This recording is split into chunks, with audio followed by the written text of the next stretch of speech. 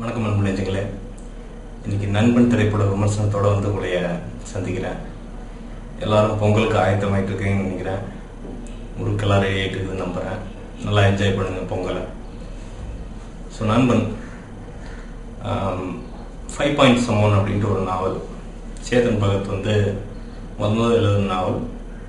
அதை அடாப்ட் பண்ணி வந்து ஒரு ஹிந்தி டேரக்டர் 3 Idiotsனு ஒரு படம் எடுத்தாரு.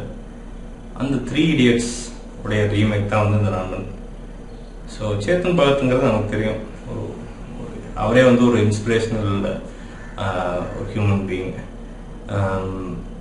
எதையுமே வந்து ஒரு தனியான கோணத்தில் ஒரு சரியான விதத்தில் பார்க்கக்கூடிய ஒரு தன்மை உள்ள ஒரு சில இந்தியர்களில் அவரும் ஒருத்தர் அப்படிங்கிறதுக்கு வந்து நம்ம பெருமைப்படணும். ஸோ 3 Idiots வெளியே வந்தபோது அது ஒரு ஹிட் அப்படிங்கிறத தாண்டி வந்து அது வந்து எப்படி சொல்றது, ஒரு ஹிஸ்டரி, அதாவது ஒரு 100 வருஷத்துல எடுத்தோம்னா எந்த படம் மனசுக்கு நிற்கும் அப்படின்னா 3 Idiots அப்படிங்கிற மாதிரி நிச்சயமா சொல்லலாம். இந்த செஞ்சுரி 21st செஞ்சுரியோட இதில் வந்து நீங்கள் ஹிந்தி படத்தில் சிறந்த படங்கள் எது அப்படின்னு நிச்சயமா 3 Idiots வந்து இருக்கும். அது வந்து எந்த டவுட்டுமே கிடையாது. அந்த அளவுக்கு ஒரு இன்ஸ்பயர் பண்ண படம், நார்த் இந்தியன்ஸ் நிறைய பேர்த்த மாற்றின படம், ஒரு நம்மளுடைய கல்வி முறை மேலே ஒரு பெரிய கொஸ்டின் மார்க் போட்ட படம், அந்த நிறைய விஷயங்கள் சொல்லிடலாம். ஸோ அதை வந்து ரீமேக் பண்ணுறாங்க அப்படிங்கிறப்ப எனக்கு ஒரு ஹாப்பி. ஏன்னா ஒரு நல்ல விஷயம் வந்து தமிழுக்கு வருது, ஸோ தமிழ் ஆட்களுக்கு போய் சேருது அப்படின்ட்டு. இன்னும் 2வது ஹாப்பி என்னன்னா சங்கர் பண்ணுறாரு அப்படின்ட்டு. ஏன்னா சங்கர் பண்ணால் வந்து அது நிச்சயமாக அந்த டெலிவரி வந்து நல்லா இருக்கும், நல்லா தெளிவாக இருக்கும் டெலிவரி. ஸோ அப்போ வந்து ரீச் பெருசாக இருக்கும். ஆக தமிழ்நாட்டில் வந்து நிறைய பேர்த்துக்கிட்ட போய் சேரும் அப்படிங்கிறது. இன்னொன்று விஜய். நான் விஜய் ஏன் சொல்லுவேன் அப்படின்னா, விஜய்க்கு வந்து இருக்கிற அந்த பிசி சென்டர் ஆடியன்ஸ் மெயினாக வந்து நான் இன்னைக்கு காலையோட ஒரு 11 மணிக்கு தான் படம் ஆரம்பிச்சது. 7 மணிக்கு அதுக்கு முன்னாடி ஃபர்ஸ்ட் ஷோ ஆரம்பிச்சிட்டாங்க. 7 மணிக்கு என்னால் போக முடியல. ஸோ அந்த நின்று வெளியில் வெயிட் பண்ணிட்டு இருக்கிறப்ப உள்ளே போகிறதுக்கு வெளியில் வர்ற இந்த கூட்டத்தை பார்த்தேன், 7 மணி கூட்டம். அதில் பார்த்தீங்கன்னா ஒரு 90% பசங்க, 95% சொல்லலாம். அதில் வயசு, அவங்க வயசு பார்த்தீங்கன்னா 16 to 19, அவ்வளோதான். அதுக்கு மேலே நிச்சயமாக இருக்காது. ஸோ அவங்களுக்கு வந்து எல்லாரும் கல்லூரிக்குள்ளே இருக்கிறவங்க, முதலாண்டு 2ஆம் ஆண்டு இல்லை ஃபைனல் இயர் படிக்கிறவங்க. அதில் நிறைய பேர் வாழ்க்கையை வெக்ஸ் ஆகிட்டு வாழ்க்கை என்ன அப்படின்னு நிறைய பேர் நினைக்கிறது இருக்கலாம். ஸோ அவங்களுக்கு இந்த மாதிரியான படம் தேவை அப்படிங்கிறது என்னுடைய ரொம்ப ஆழமான கருத்து. சரி, அதை விடுங்க, படத்துக்கு போவோம். நண்பன் படம் வந்துங்க சொன்னதை டெலிவர் பண்ணுது. சங்கர் வந்து அந்த ஒரிஜினல் ஸ்கிரிப்ட் மேல பெரிய நம்பிக்கை வச்சு எதையுமே ஆல்டர் பண்ணாம, அவருடைய கைவண்ணத்துக்கு ஏற்ற மாத்தாம, டைலாக்கள் மட்டும் அழகா நம்ம இதுல பொருத்தி பண்ணியிருக்காரு. இன்னொன்று என்ன சொல்லணும்னா, விஜயுடைய அந்த பெருந்தன்மைன்னு நிச்சயமா சொல்லி ஆகணும். ஏன்னா இதில் ப்ரௌனி பாயிண்ட் ஸ்கோர் பண்ணணும், இல்லை ஆல்டர் பண்ணணும், இல்லை அவருக்கு கொஞ்சம் பெரிய ரோல் வேணும் அப்படிலாம் பண்ணியிருக்கலாம், விஜய் பண்ணியிருக்கலாம். ஆனால் அந்த ஸ்கிரிப்ட் வந்து அது கரெக்டாக அப்படின்ட்டு டேரக்டர்கிட்ட வந்து விட்டுட்டார். அதங்காட்டி வந்து இது ஒரு முழுக்க ஒரு சங்கர் படமாக தான் பார்க்க முடியுதோ இல்லையோ, விஜய் படமாவோ, ஜீவா படமாவோ, ஸ்ரீகாந்த் படமாவோ, யார் படமாவும் பார்க்கறதில்லை. ஸோ அது வந்து விஜய்க்கு தான் அந்த கிரெடிட் போய் சேரும். ஏன்னா ஒரு பெரிய ஆக்டர் அப்படின்னு இருக்கிறப்ப வந்து அந்த அட்வான்டேஜ் வந்து எப்பவுமே அந்த பெரிய ஆக்டர் கிட்ட தான் இருக்கும். அவங்க நினைச்ச மாதிரி என்ன வேணா பண்ணலாம் அவங்களுடைய இன்ஃப்ளூயன்ஸ் வச்சு. பட் அதெல்லாம் பண்ணாம ஜீவாவுக்கு நல்ல ஸ்பேஸு, ஒரு ஸ்ரீகாந்துக்கு நல்ல ஸ்பேஸு, அதே மாதிரி நான் வந்து ஒரு பெரியார் அப்படின்லாம் காட்டாம விஜய் அறையெல்லாம் கூட ஒழுகும் படத்துல போட்டு மிதிக்கிறதெல்லாம் செய்வாங்க, திட்டம் கூட செய்வாங்க. ஸோ அதையெல்லாம் பண்ணிட்டு ஒரு நடிகனுக்கான, அதாவது அந்த நெக்ஸ்ட் லெவல் நடிகங்கிறது அந்த கேரக்டர் என்ன பண்ணுமோ அதான் பண்ணி ஆகணும் இல்லையோ. நான் நடிகன், நான் விஜய் அப்படிங்கிறதுக்கு நான் அற வாங்க மாட்டேன், திட்டு வாங்க மாட்டேன் அப்படிங்கிறதுல இல்லாமல் அந்த தோல், நான் அந்த மாஸ் ஆக்டர் அப்படிங்கிற அந்த ட்ரெஸ்ஸை வந்து கழட்டி போட்டு ஒரு நல்ல அக்மார்க் நடிகனா வந்து விஜய் தெரியுறாரு. அந்த விஷயத்துல வந்து விஜய்க்கு வந்து இது வந்து ஒரு பெரிய இம்ப்ரூவ்மெண்ட். ஏன்னா இனி வரும் படங்கள்ல வந்து இதே மாதிரி அந்த அடாப்டேஷன் இருந்தது அப்படின்னா விஜய்க்கு வந்து அவருடைய மார்க்கெட்டே வேற லெவல்ல போயிடும் அப்படிங்கிறது அசைக்க முடியாத உண்மை. ஜீவா ஜீவா வந்து காமெடிங்கிறது வந்துங்க படம் பூராமே இருக்கும், சின்ன சின்ன காமெடிகள் படம் பூராமே இருக்கும். ஆனால் ஜீவா வந்து சிலதெல்லாம் வந்து உச்சரிக்கிறதே வந்து எனக்கு தெரிஞ்சு ஜீவாக்கு இன்னும் கொஞ்சம் ஒரு 10-15 டைலாக் ஜாஸ்தியாக கொடுத்துருக்கலாம்னு நான் நம்புறேன். ஏன்னா அவ்வளோ சூப்பராக காமெடி பண்ணுறாரு. காமெடி வந்து ஆட்டோமேட்டிக்காக வருது. ஏன்னா ஸ்ரீகாந்த் வந்து அதை எக்ஸிக்யூட் பண்ண முடியல. அவர் கொடுத்த ரோலை வந்து கரெக்டாக கச்சிதமாக செஞ்சுட்டு இருக்காரு, அதை சொல்லலாம். ஏன்னா அவர் நல்லா ஸ்கோர் பண்ணுறாரு. அவர் வந்து ஒரு சீனில் பார்த்தீங்கன்னா அவங்க அப்பாவோட பேசுவார். ஸோ அந்த இதெல்லாம் பார்த்தீங்கன்னா ரொம்ப கணக்கச்சிதமாக செஞ்சுருக்கிறாரு. ஸோ அவரும் குறைச்சி மதிப்பிட முடியாது நம்ம. ஆனால் அந்த காமெடி அப்படிங்கிறது வந்து இன்பான் அப்படிங்கிறது கண்டிப்பாக ஜீவாக்கு இருக்குது. ரொம்ப என்ஜாய் பண்ண அவருடைய காமெடியை. சில இடத்துலலாம் பயங்கரமாக, அதாவது வைரஸ்ன்ட்டு சத்யராஜ் வீட்டுக்கு போயிட்டு ஒன்று கடிச்சு விட்டு திருப்பி அந்த காலையில் வந்து டைலாக் பேசுவார். அது சின்ன சின்ன டைலாக்கள் தான், ஆனால் அவ்வளோ சிரிப்பு வரும். ரொம்ப சூப்பராக பண்ணியிருப்பாரு ஜீவா. ஸ்ரீகாந்த் அதே மாதிரி தான், ஒரு கம்பேக் அப்படின்னு சொல்லலாம். பட் ஸ்ரீகாந்த் வந்து கேபிட்டலைஸ் பண்ணிட்டு சும்மா போயிட்டு நான் ஹீரோ அப்படின்ட்டு பழையபடி ஏதாவது ஒரு மொக்கப்படத்தை பண்ணி அடி வாங்கி திருப்பியும் ஏதாவது ஒரு கம்பேக் காத்திருக்காம கொஞ்சம் விவரமா இந்த மாதிரி ரோல்ஸ் சும்மா மெயினாக போய் பண்ணாமல் இந்த மாதிரி ஒரு நல்ல பெரிய லீட் ரோல் ஒன்று இருந்ததுன்னா கூட பண்ணலாம். அப்படி இப்படி பண்ணி அதுக்கப்புறம் தனியாக அப்பப்போ ஒவ்வொரு ஃபிலிம் பண்ணி அவருடைய விட்ட இடத்த வந்து திருப்பியும் பிடிச்சிக்கலாம் அப்படின்னு நான் நம்புகிறேன். அதுதான் வந்து ஒரு புத்திசாலித்தனமான விஷயமா இருக்கும். படத்தினுடைய இசை ஹாரிஸ் ஜெயராஜ், பேக்ரவுண்ட் மியூசிக் வந்து ஃபர்ஸ்ட் கொஞ்சம் இறைச்சலாக இருக்கிற மாதிரி தெரிஞ்சாலும் அந்த போக போக வந்து கடைசியில் ஆக வந்து படத்துடைய கம்ப்ளீட்டாக சிங்க் ஆயிடுது.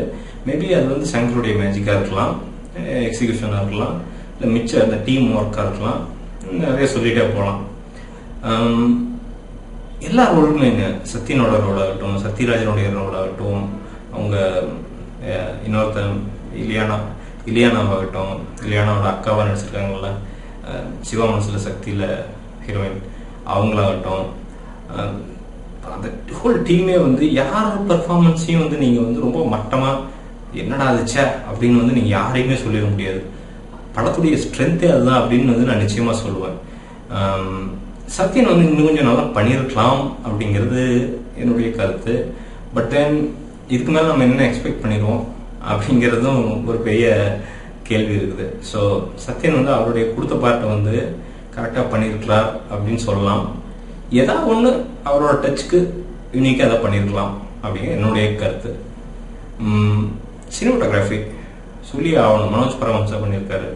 அது ஃபர்ஸ்ட் வந்து ஃப்ரெண்டை போல ஆரம்பிச்சான்னு அந்த டைட்டில் போடுறப்போ வந்திருக்கிற அந்த ஊட்டியை வந்து ஒரு புது கோணத்தில் காமிச்சிருப்பாரு. ஏன்னா ஊட்டி வந்து நம்ம அந்த கோணத்தில் பார்த்துக்கவே மாட்டோம்.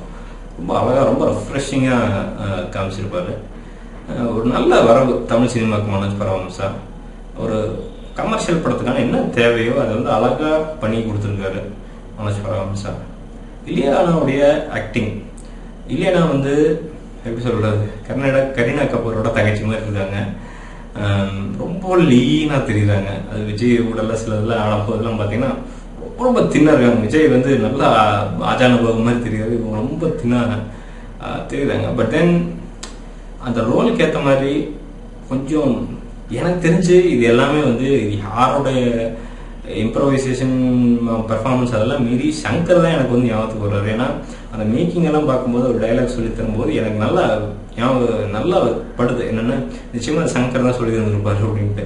ஸோ எனக்கு எல்லா கேரக்டர்லையும் சங்கர் தான் பார்க்க தோணுது. ஸோ சங்கரனுடைய கடின உழைப்பு தான் இந்த படத்தினுடைய வெற்றி, எக்ஸிகியூஷன் தான் இந்த படத்தினுடைய வெற்றி.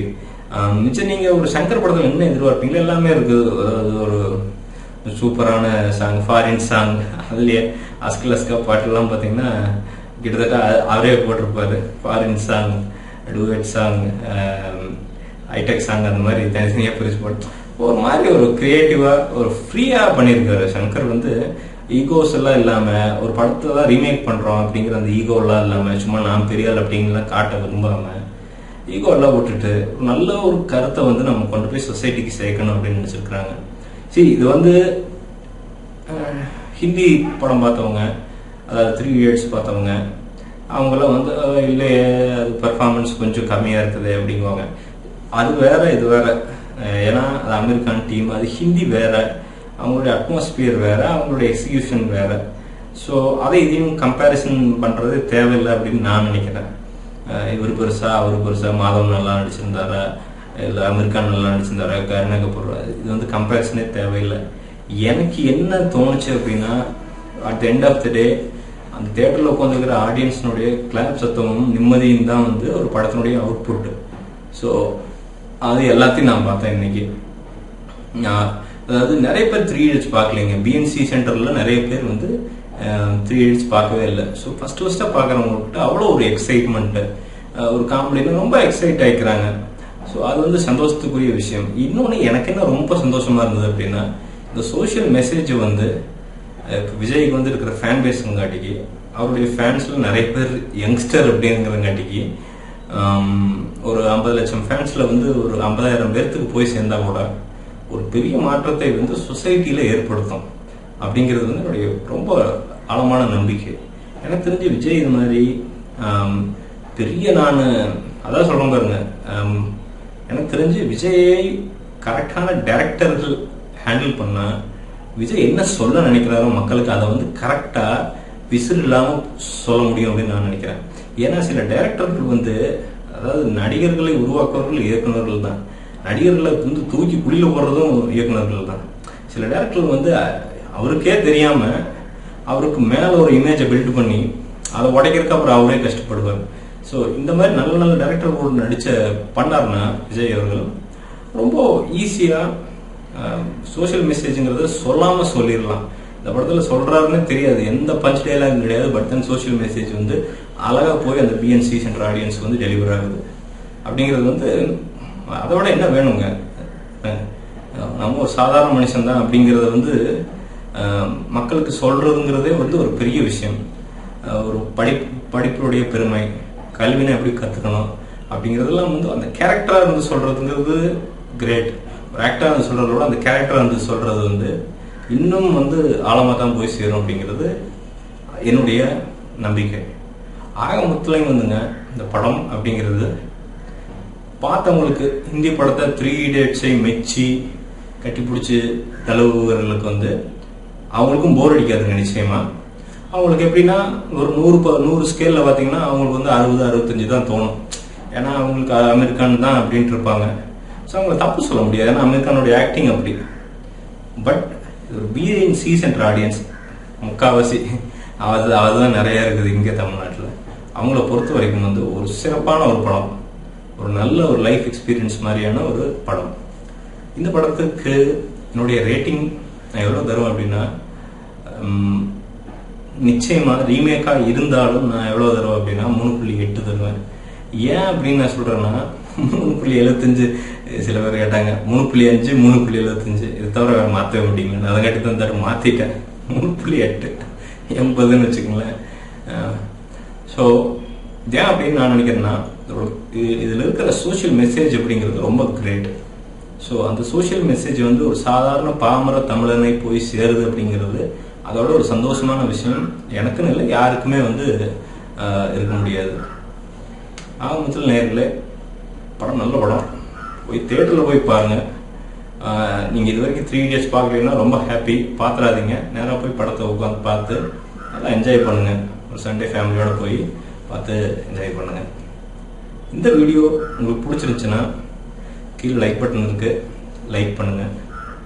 என்னுடைய சேனலுக்கு நீங்கள் சப்ஸ்கிரைப் பண்ணலைன்னா மேலே சப்ஸ்கிரைப் பட்டன் இருக்கு, சப்ஸ்கிரைப் பண்ணுங்க. உங்கள் கருத்துக்களை கமெண்ட்டுகளாக பதிவு செய்யுங்க. உங்கள் கருத்துக்கள் எப்பவுமே வரவேற்கப்படுகின்றன. பாசிட்டிவ் நெகட்டிவ் பிரச்சனை இல்லை. கருத்துக்கள் சொன்னாதான் வந்து நான் என்ன பண்றேன் அப்படிங்கிறது வந்து எனக்கே தெரியும். மற்ற எதுனாலும் தயவு செஞ்சு சொல்லுங்க. உங்கள் ஆதரவுக்கு ரொம்ப நன்றி. மீண்டும் ஒரு விமர்சனம் இல்லாட்டி முன்னோட்டத்துடன் கூடிய விரைவில் உங்களை சந்திக்கிறேன். நன்றி, வணக்கம்.